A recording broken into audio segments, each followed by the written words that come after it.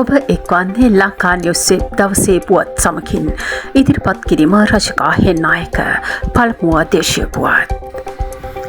ජනාධිපති අනුර කුමාර දිසානායක මහතා සහ ඕස්ට්‍රේලියානු නියෝජ්‍ය අග්‍රාමාත්‍ය සහ ආරක්ෂක අමාත්‍ය රිචඩ් මාල්ස් මහතා අතර සාකච්ඡාවක් ජනාධිපති කාර්යාලයේදී අද පෙරවරුවේ පවත්වා තිබේ. ශ්‍රී ලංකාව සහ ඕස්ට්‍රේලියාව අතර පවතින ඓතිහාසික සම්බන්ධතා තවදුරටත් ශක්තිමත් කර ගනිමින් දෙරට අතර සහයෝගීතාවයේ ඉහළ නංවා ගැනීම පිළිබඳ මෙහිදී අවධානය යොමු කර ඇති බව ජනාධිපති මාධ්‍යාංශය පවසයි. ශ්‍රී ලංකාව ආර්ථික වශයෙන් ස්ථාවර ගමනක් ආරම්භ කර ඇති බව සඳහන් කළ ජනාධිපති අනුර කුමාර දිසානායක මහතා දූෂණය හා වංචාව පිටු දැකීම වත්මන් ආණ්ඩුවකින් ඇති ක්‍රියාමාර්ග පිළිබඳව රිචඩ් මාල්ස් මහතාව දැනුවත් කර ඇත.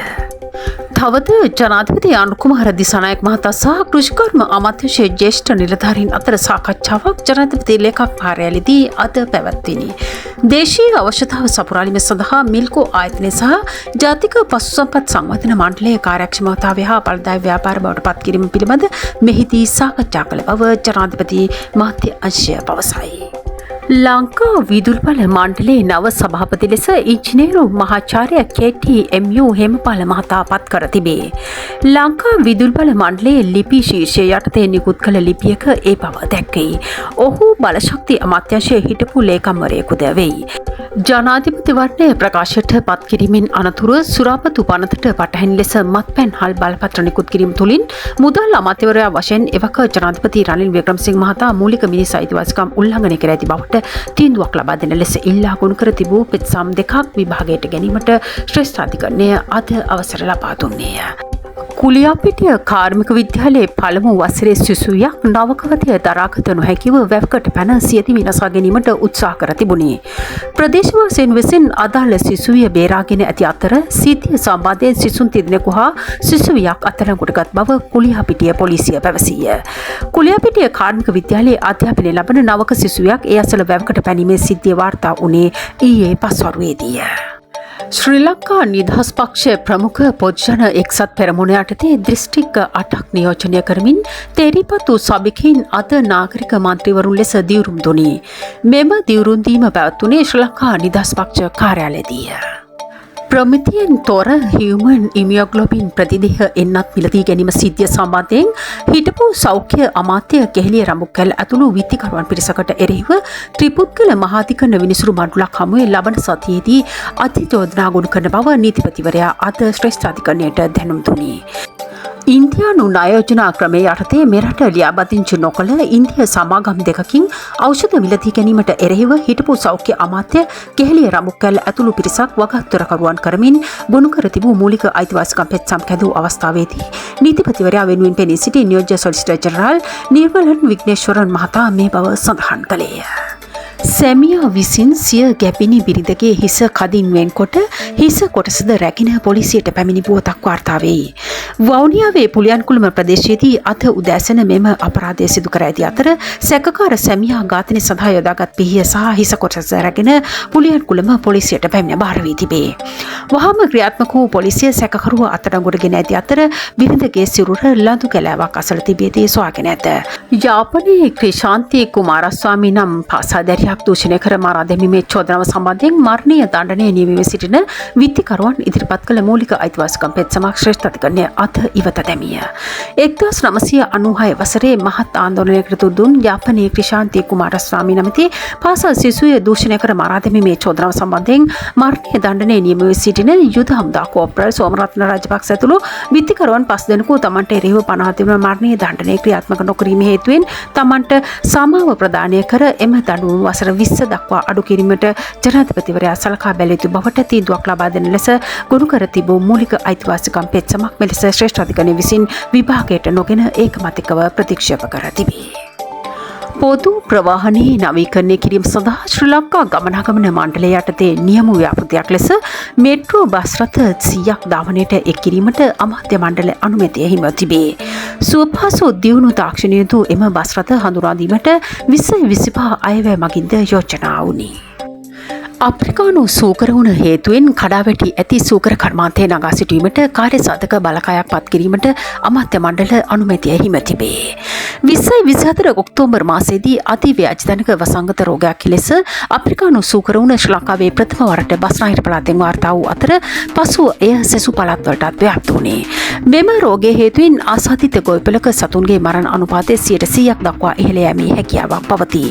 මේ වන විට වාර්තා වී ඇති දත්ත අනුව සූකර ගොවිපළක 1594ක රෝගය වාර්තා වී ඇති අතර ඌරන් 61695ක් මරණයට පත්ව ඇත. එමෙන්ම මෙම රෝගයේ වනාන්තර ආශ්‍රිත වල් ඌරන්ටද ආසාදනය වී වල් ඌරන් විශාල සංඛ්‍යාවක් මරණයට පත්ව ඇතැයි වනජීවී සංරක්ෂණ දෙපාර්තමේන්තුව වාර්තා කර තිබේ. මේ වනවිට රෝගයේ ව්‍යාප්තිය හා රෝගකාරක වෛරස් පරිසරය තුළ සංසන්දනය වීම හා රෝග ව්‍යාප්තිය පිළිබඳ නිවැරදි විද්‍යාත්මක තොරතුරු නොමැතිවීම හේතුවෙන් සූකර ගොවිපළ නැවත ආරම්භ කිරීම දැඩි අවදානම් සහිත තත්ත්වයක පත්ව ඇතැයි රජය අවධානය කරයි. පසුගියදා පොලිස් අත්අඩංගුවට පත් වූ මත්ද්‍රව්‍ය ජාවාරම්කරුවෙකු වන සාන් සුද්දා නැමැත්තා බන්ධනාගාර නිලධාරීන්ගෙන් මිදී රෝහලෙන් පලා ගොස් ඇතැයි වාර්තා වේ. වැල්ලවාය පොලිස් ස්ථානයේ නිලධාරීන් පිරිසක් විසින් පසුගිය මැයි මාස 30 වනදා වැල්ලවාය නගරයේ ආසන් ප්‍රදේශයේදී විශේෂ වැටලීමක් සිදු කර අතර එහිදී වැල්ලවාය ප්‍රදේශයේ ප්‍රධානතම මත්ද්‍රව්‍ය ජාවාරම්කරුවෙකු වන මහවැල මුල්ලේ සාන් සුද්දා නොහොත් සම්පත් කුමාරයන් අය පොලිස් අත්අඩංගුවට ගැනීමට කටයුතු කර තිබුණි. යුද්ධය පැවති සමයේ මෙරටින් පලා ගොස් ඉන්දියාවේ සරණාගතීන් ලෙස රැඳී සිටින පුද්ගලයන්ට මෙරටට පැමිණීමේදී පවතින බාධා ඉවත් කිරීමට රජය තීරණය කර තිබේ.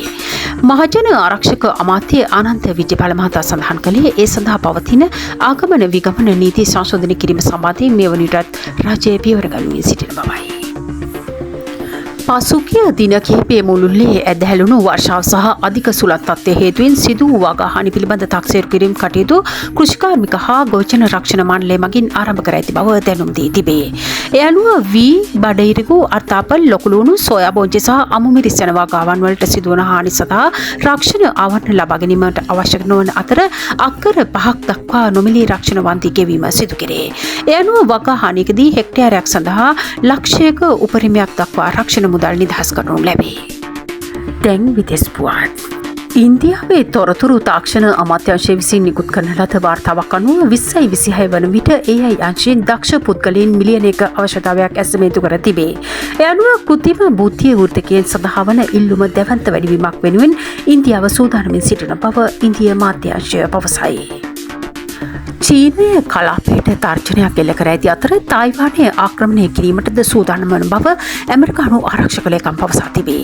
එමෙන්ම ඔහු පවසා ඇත්තේ චීනය ඉන්දු පැසිෆික් කලාපයේ බල තුලනය වෙනස් කිරීම සඳහා මිලිටරි බලය භාවිතා කිරීමට සූදානම්ව සිටින බවයි.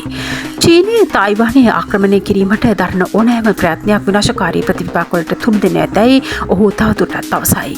සිංගප්පූරුවේ පැවති ආරක්ෂක සමුලේදී අදහස් දක්වමින් ඇමරිකානු ආරක්ෂක ලේකම්වරයා මෙම අදහස් පළ කර තිබේ.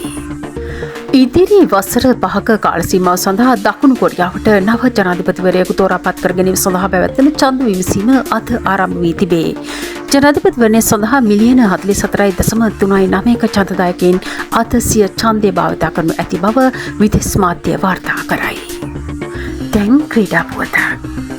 කණ්ඩායමට මැක්සිමම් දෙන මැක්ස් එක් දින පිටියෙන් බැසයයි. පිට්ටනයේදී ඔස්ට්‍රේලියානු නොවන ප්‍රේක්ෂකයින්ට පේනම් බැරි ඔස්ට්‍රේලියානු ක්‍රිකටරයෙක් තමයි ග්ලෙන් මැක්ස්වෙල්. ඒ ඔහුගේ දක්ෂතාවයන් නිසයි. දිනන්නම බැරි මැච් ඔහුගේ පිටෙන් දිනා දෙනවා වගේම වෙන කණ්ඩායමක් පහසුවෙන් ජය ගමන යන මොහොතක පිට දඟපන්තුවෙන් ඒ ගමනට බාධා කරන ජයග්‍රහණය තමන්ගේ පැත්තට ඇද ගන්නත් මැක්ස්වෙල් දක්ෂයෙක්. තමන්ගේ රට පරදින්න තියෙන අකමැත්ත නිසාම මැක්ස්වෙල් අකමැති වුවත් ඔහු විශිෂ්ටයෙක් බව ලෝකයේම පිළිගන්නවා. ඒ නිසාම තමන්ගේ රට නොවන වෙනත් රටක් සමග ඔස්ට්‍රේලියාව ක්‍රීඩා කරද්දී හැමෝම මැක්ස්වෙල් සෙල්ලම් කරනවා බලන්න ආසයි. මැක්ස්වෙල් කේන්තිකාරයෙක් වගේ පෙනුනට ඔහු වඩාත්ම කරන්නේ අනිකාව කේන්ති ගැසීමයි. ඔහුගේ මානසික ඒකාග්‍රතාවය බිඳීමයි. සටන්කාමී මැක්ස්වෙල් තනියෙන් කණ්ඩායමක් ජයග්‍රහණය කරා රැගෙන යා හැකි පිතිකරුවෙකු බව ඔප්පු කළ අවස්ථා සුලභයි. ඒ නිසාම කවුරුත් මැක්ස්වෙල් ක්‍රීඩා කරන දිහා බලන් ඉන්න තමන්ගේ රටට විරුද්ධ නිසා අකමැති වුවත් ක්‍රිකට් වලට තියෙන ආසාව නිසාම බැන හරි බලාගෙන ඉන්න ආසයි. ඉතින් මේ මැක්සෙල් තමන්ගේ 20 තරගාවලි ඔස්ට්‍රේලියාවෙන් උපරිම ලබා දීම සඳහා එක්දින තරගයට ඔහුගේ සිරුර නොගැලපෙන ලක්ෂණ පෙන්වමින් සිටින බව දැනෙන නිසාත් 2027 එක්දින ලෝක කුසලානය වෙනුවෙන් ඔස්ට්‍රේලියාව ඊට ගැලපෙන විකල්පයක් සොයා ගැනීමට මැක්සෙල් ඉවත් වීමට තීරණය කර තිබෙනවා. ඔහු තේරීම් කටයුතු සභාපති රොජර් බේලි සමග සිය සමුගන්ම ගැන සාකච්ඡාවේදී පවසා තිබෙන වචන ඔහු ඔස්ට්‍රේලියා බීකර දක්ෂ ක්‍රීඩකයෙකු පමණක් නොව ඔස්ට්‍රේලියාව සතු විශිෂ්ට පුරවැසියෙක් බව සනාථ කර තිබේ. ඒ සමගින් රාත්‍රී පුවත් නිමවට පත්වෙනවා. ඔබට සුබ රාත්‍රියක්.